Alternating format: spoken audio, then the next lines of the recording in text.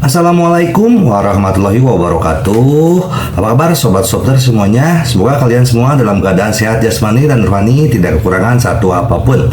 Bab 71-75. Semua orang tercengang. Semua orang memandang Ye Junlin dan Chen Jingxuan dengan tak percaya. Beli villa? Suara An Fei Yu tampak bergetar. Benar, aku di sini untuk villa. Jika kamu ingin membeli rumah biasa atau flat besar, Taman Oriental sudah cukup. Kata Chen Jingxuan. An Fei Yu dan An Longqi benar-benar tercengang. Sangat sulit bagi keluarga mereka untuk membeli suite di Oriental Garden. Belum lagi villa-villa di bawah Oriental Garden. Di sini tidak ada villa yang harganya kurang dari 30-40 juta. Perkiraan ratusan juta tidak banyak, tapi mereka tidak percaya Ye Junlin bisa membeli villa. Bahkan Chen Wanhua dan Su Qin tidak mempercayainya. Lagi pula, mereka mengenal Ye Junlin dengan baik. Bagaimana mungkin untuk membeli villa? Bukan Ye Junlin yang bernilai miliaran 6 tahun lalu. Saat berikutnya, sekelompok orang berlari keluar dari area villa. Pemimpin Chen Wanhua dan Su Qin masih mengenal satu sama lain.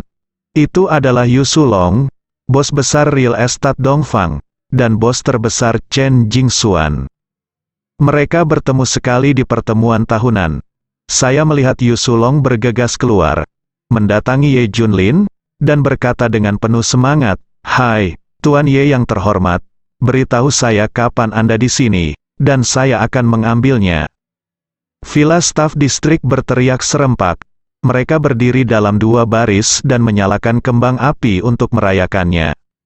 An Longqi, An Fei Yu dan yang lainnya benar-benar tercengang. Perawatan macam apa ini? Chen Wanhua dan Su Qin menatap Ye Junlin lagi. Ye Junlin berkata dengan ringan, "Jangan repot-repot, aku akan datang dan membeli villa." Mendengar Ye Junlin mengatakan ini, An Longqi dan yang lainnya hampir muntah darah. Chen Wanhua dan istrinya menyadari sesuatu, dan mau tidak mau bertanya kepada Chen Jingxuan, apakah dia pernah membeli rumah sebelumnya. "Ya, saya membeli suite termahal di Oriental Garden dengan semua uangnya, lebih dari 50 juta, sekarang saya adalah anggota tingkat tertinggi dari Real Estate Oriental," kata Chen Jingxuan. Chen Wanhua dan istrinya hampir pingsan. "Bukankah ini terlalu kejam? Beli rumah 50 jet full. Tuan Ye, tolong ikuti saya." Yu Sulong secara pribadi mengundang Ye Junlin ke pusat penjualan. Sampahnya dan barang-barang lainnya telah ditempatkan di dalam, dan tampaknya upacara pembelian rumah telah diatur. "Aku ingin tahu villa seperti apa yang ingin dilihat Tuan Ye?" Yu Sulong bertanya. "Yang paling mahal?" Ye Junlin tidak ragu sama sekali. Penyesalan pada Lu Yunting harus ditanggung oleh orang tuanya. Sebuah villa benar-benar bukan apa-apa. Bagi Ye Junlin, itu sudah biasa. Tapi ini membuat An Longqi, An Fei Yu, dan yang lainnya ketakutan. Semua properti perusahaannya tidak berjumlah 100 juta yuan. Jika seseorang membeli villa dengan santai, harganya bisa mencapai ratusan juta. Berpikir bahwa mereka masih mengejek Ye Junlin sekarang, mereka hanya bisa tersipu. Mungkin di mata Ye Junlin, mereka hanyalah badut. "Kemarilah, Tuan Ye, ini villa termahal di distrik Jinling Villa, ibu kota provinsi timur, 120 juta, beri Tuan Ye diskon 20 juta, 100 juta. Yuan sepotong, meter persegi." Yu Sulong mulai memperkenalkan villa. "Ya, aku bisa pindah malam ini. Bisakah itu dilakukan?" tanya Ye Junlin.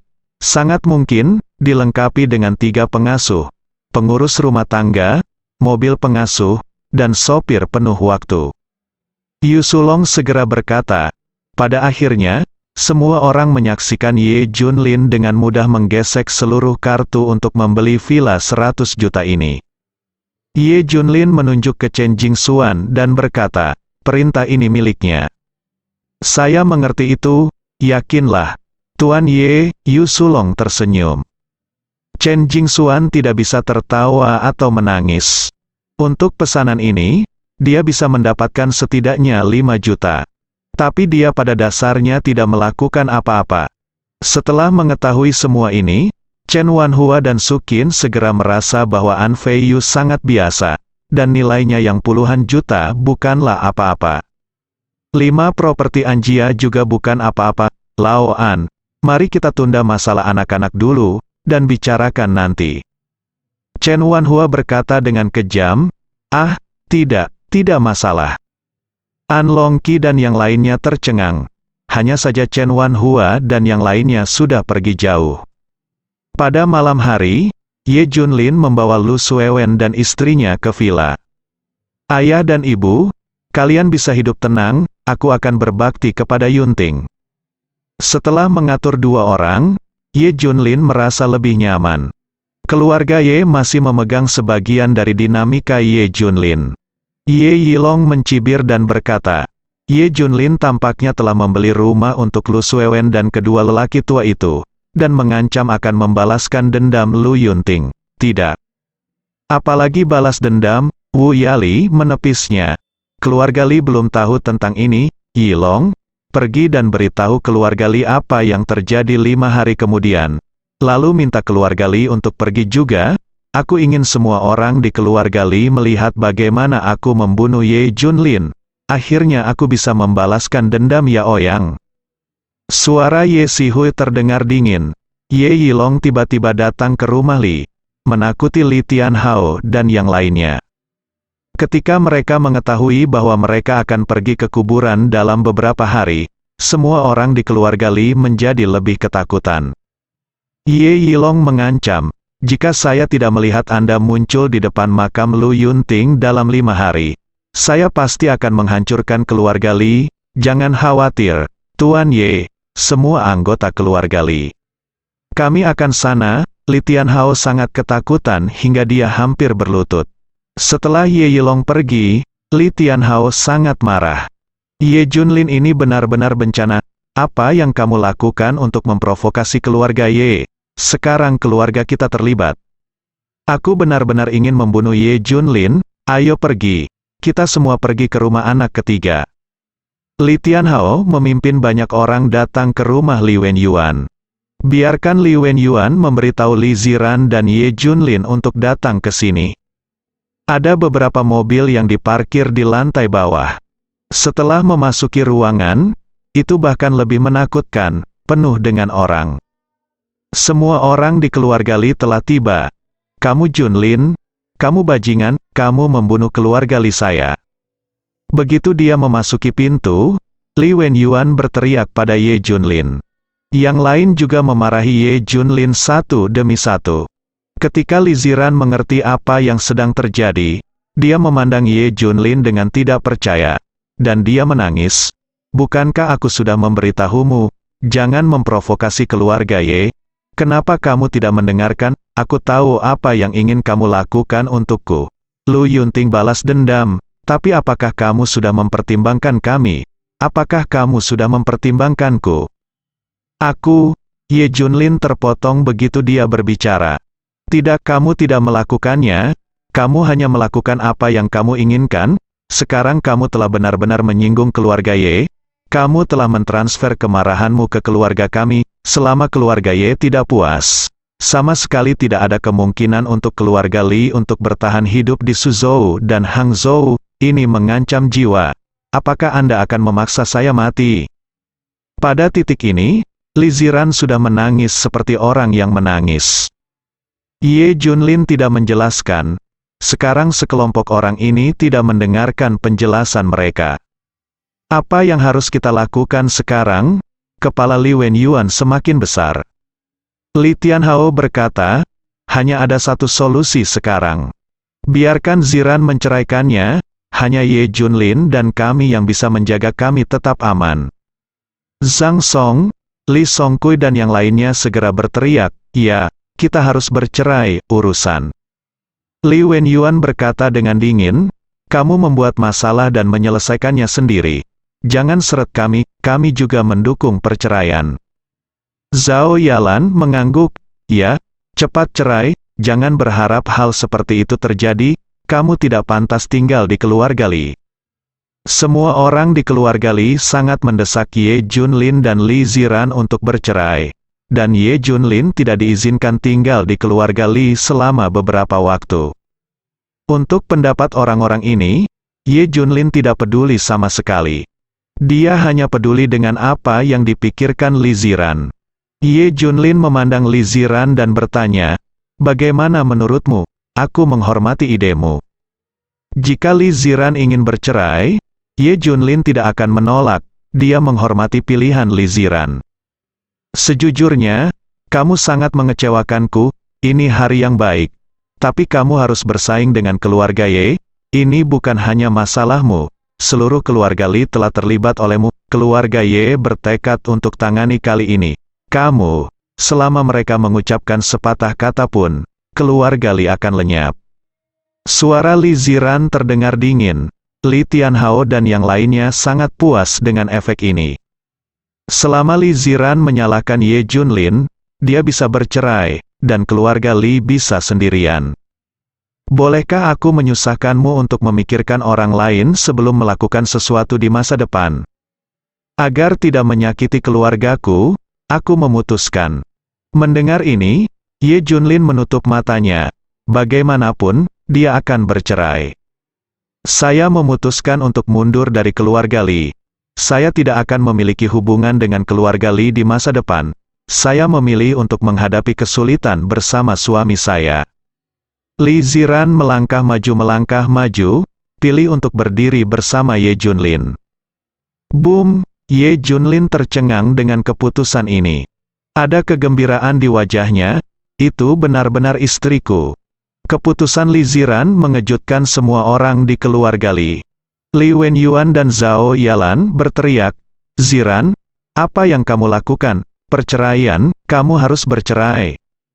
Li Ziran menggelengkan kepalanya, "Tidak, saya tidak bisa bercerai. Jika saya ingin bercerai, mengapa saya harus menunggu dia sampai 6 tahun?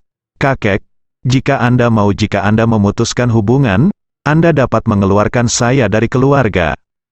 Ini, lagi pula, itu adalah cucunya," dan Li Tianhao sedikit enggan untuk berkembang proyek yang begitu besar. "Kakek, cepat dan putuskan, korbankan dia, dan selamatkan seluruh keluarga Li," kata Zhang Song dengan tidak sabar. Yang lain juga mendesak. Li Wenyuan dan Zhao Yalan hanya bisa menonton tanpa daya. Tepat ketika Li Tianhao mengumumkan keputusannya, Ye Junlin tersenyum dan berkata, "Apakah kamu percaya padaku? Selama kamu percaya padaku, aku pasti akan menyelesaikan masalah ini. Itu tidak akan mempengaruhi keluarga Li manapun." Premisnya adalah bahwa Ziran tidak bisa dikeluarkan dari keluarga. "Siapa yang masih percaya padamu? Mengapa wajahmu begitu besar? Bahkan Li Ziran kecewa padamu, apalagi orang lain." Kata-kata Ye Junlin menyebabkan ketidakpuasan yang kuat di antara yang lain. Li Ziran tidak percaya, apalagi orang lain. Li Tianhao melirik Ye Junlin dan Li Ziran dengan dingin dan kejam, dan mengumumkan, "Ya, saya memutuskan untuk mengeluarkan Li Ziran dari keluarga Li. Sejak saat itu, saya tidak ada hubungannya dengan keluarga Li. Saya akan menjelaskannya kepada kamu keluarga segera. Dan aku juga akan membiarkan media mengumumkan." Setelah Ye Junlin dan Li Ziran, keluarga Li tidak ada hubungannya denganmu. Selesaikan masalah yang kamu buat sendiri. Li Wenyuan dan Zhao Yalan memandang Ye Junlin dengan kecewa, dan berkata dengan marah, "Kamu benar-benar sia-sia, kamu bahkan tidak bisa melindungi istrimu sendiri. Istrimu telah dikeluarkan dari keluarga, dan kamu masih acuh tak acuh. Kamu benar-benar bukan laki-laki." Ye Junlin meraih tangan Li Ziran dan pergi. Sebelum pergi, dia memandang semua orang di keluarga Li dan berkata sambil mencibir, "Kamu akan menyesali keputusan hari ini." "Buat kami menyesal? Tidak mungkin," semua orang mencibir. Segera media di Suzhou dan Hangzhou mengumumkan berita bahwa Li Ziran diusir dari keluarga Li, menimbulkan sensasi di kalangan kecil. Lagi pula, karena Ye Junlin, banyak orang tahu tentang Li Ziran. Ketika Li Tianhao secara pribadi menjelaskan situasinya kepada keluarga Ye Yilong tertawa terbahak-bahak. Haha, tidak apa-apa sekarang. Bahkan keluarga Li telah berpisah, Ye Junlin benar-benar menjadi komandan yang malang. Ye Junlin, mati itu akan terjadi bahwa kamu akan dimakamkan di kuburan acak. Semua orang di keluarga Ye tertawa terbahak-bahak. Dari sudut pandang mereka, akhir Ye Junlin akan sengsara dalam beberapa hari. Kembali ke rumah, Ye Junlin tersenyum dan berkata, Ziran, kamu masih percaya padaku. Malam, aku akan mengikutimu sepanjang hidupku, aku tidak takut bahkan jika aku mati. Li Ziran berkata dengan serius. Ye Junlin tersenyum. Dia menantikan beberapa hari kemudian, batas waktu yang dia berikan kepada keluarga Ye telah tiba. Di malam hari, King Long tiba-tiba mengirim pesan, mengatakan bahwa dia telah menemukan kebenaran tentang kematian Lu Yunting. Pada hari itu, seseorang memotret Lu Yun video kematian kios.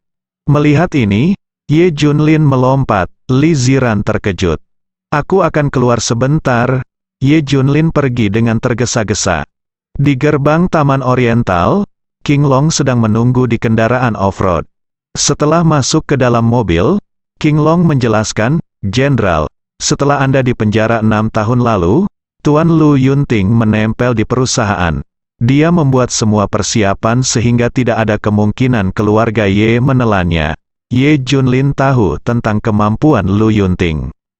Penyihir bisnis, secara khusus, penggunaan berbagai aturan hampir sempurna. Justru karena mereka menghalangi keluarga Ye, mereka ingin menyingkirkan Tuan Lu. Jadi keluarga Ye merancang bingkai dan memalsukan serangkaian bukti, seperti penggelapan dana publik. Sehari sebelum pernikahan Anda, Tuan, rekening pribadi Lu tiba-tiba memiliki 10 uang lagi, 100 juta. Ada juga beberapa properti atas namanya tiba-tiba, dan wanita tinggal di rumah-rumah, yang merupakan simpanan Tuan Lu menurut laporan media. Ada juga berbagai bukti kriminal dari Tuan Lu. Bahkan ada nama Tuan Lu Suewen, menggelapkan uang. Setelah penjelasan King Long, Ye Junlin mengerti bahwa ini sudah direncanakan oleh keluarga Ye sejak lama. Tidak hanya untuk menghilangkan diri sendiri, tetapi juga untuk menghilangkan lengan kanan dan kiri. Sekarang, saya telah mengirim seseorang untuk menemukan 4 gundik, mereka sedang dalam perjalanan. Kata King Long. Ye Junlin mengangkat kepalanya dan bertanya, lalu siapa yang kamu cari sekarang? Pergi ke agen detektif swasta di malam yang gelap. Agen detektif ini telah beroperasi di wilayah abu-abu, berspesialisasi dalam menggali sejarah hitam. Banyak orang kaya dan bahkan selebritas di Suzhou dan Hangzhou memiliki skandal materi hitam di tangan mereka. Pada malam kematian Tuan Lu, detektif swasta Heye kebetulan memotret adegan ini, King Long menjelaskan.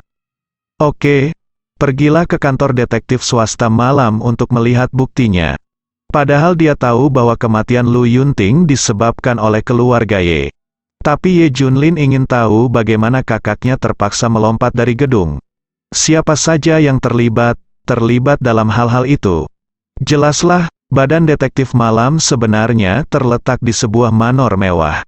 Jika Ye Junlin tidak tahu sebelumnya, dia tidak akan pernah percaya bahwa agen detektif swasta akan ada di sini. Ketika Anda datang ke pintu, biarkan dia keluar dari mobil dan menerima pemeriksaan. King Long berkata pelan, Jenderal, saya belum mengungkapkan identitas saya. Ye Junlin mengangguk. Iya, bagus. Para penjaga di pintu berjalan dengan mantap, menahan napas, mereka semua adalah Lian Jiazi. Bahkan ada tampilan membunuh di tubuhnya, mungkin pensiun dari medan perang. Mengenakan sarung tangan putih, para penjaga memulai pencarian. Ye Junlin dan King Long diizinkan masuk setelah memastikan bahwa mereka benar.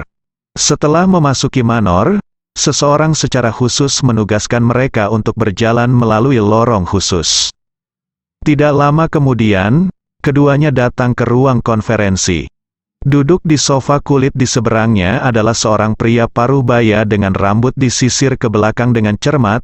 Dia memegang gelas anggur di tangan kirinya dan cerutu Gunnarva di tangan kanannya. Di belakangnya berdiri 6 pria berjas. Dilihat dari mata dan nafas mereka. Mereka adalah master mutlak. Itu tidak sebanding dengan bawahan tuan tua ke-9. Apalagi pengawal ini berbeda warna kulit. Jelas tentara bayaran. Jenderal, ini Zhang Tianlin, bos dari Badan Detektif Malam Gelap, yang dikenal sebagai Hei Ye. Dia adalah yang paling ditakuti oleh banyak orang kaya dan terkenal. King Long mengingatkan dari samping. Zhang Tianlin mengisap cerutunya dan berkata sambil tersenyum, "Kamu Junlin, kamu akhirnya keluar dari penjara, akan menyenangkan berada di sebelah Lao Jiu." Ye Junlin dan King Long menatapnya. Tampaknya Zhang Tianlin sebenarnya tidak adalah vegetarian. Informasi ini dapat ditemukan. Tentu saja, inilah yang Ye Junlin ingin orang luar ketahui. File aslinya ada di level Se, hanya ada 1 orang di Tiongkok yang berhak menyelidiki. Ye Junlin menyeringai, "Sepertinya kamu juga tahu tujuan kedatanganku. Tentu saja, kamu ingin video Lu Yunting melompat dari gedung." Zhang Tianlin tersenyum. "Syarat apa?" Ye Junlin bertanya. "Orang baru." Zhang Tianlin meletakkan gelas anggurnya dan mengangkat 5 jari. 500 juta. Video 500 juta ini milikmu. King Long tersentak. Tuan Hei memiliki nafsu makan yang tinggi. "Ini agak mahal, 500 juta, Ye Junlin tersenyum. "Oh, saudara, kamu juga tahu bahwa aku mempertaruhkan nyawaku untuk mengambil foto, itu keluarga Ye yang kaya. Jika aku tidak memperhatikan, aku akan musnah, terlalu terlibat, apalagi ada orang lain. Jika video ini keluar, beberapa perusahaan akan segera membunuh saya. 500 juta benar-benar tidak banyak," teriak Zhang Tianlin. Namun, sebuah pesan juga terlontar. Ada orang lain yang terlibat dalam masalah ini, bukan hanya keluarga Ye. Ye Junlin mendekat beberapa menit, menatap wajah Zhang Tianlin dan mencibir. "Apakah kamu tidak takut aku akan membalasmu?" Selama Zhang Tianlin memberi perintah, mereka akan segera menghapus Ye Junlin. Zhang Tianlin mengisap cerutunya dan berkata sambil mencibir, "Nan Xiaodu, Bei Lao Jiu, Lao Jiu memang menakutkan, tapi bagaimanapun juga dia hanyalah orang yang sembrono, aku tidak akan menganggapnya serius. Apalagi kamu." Tianlin sangat percaya diri. Dia sama sekali tidak menganggap serius Lao Jiu. Bersambung.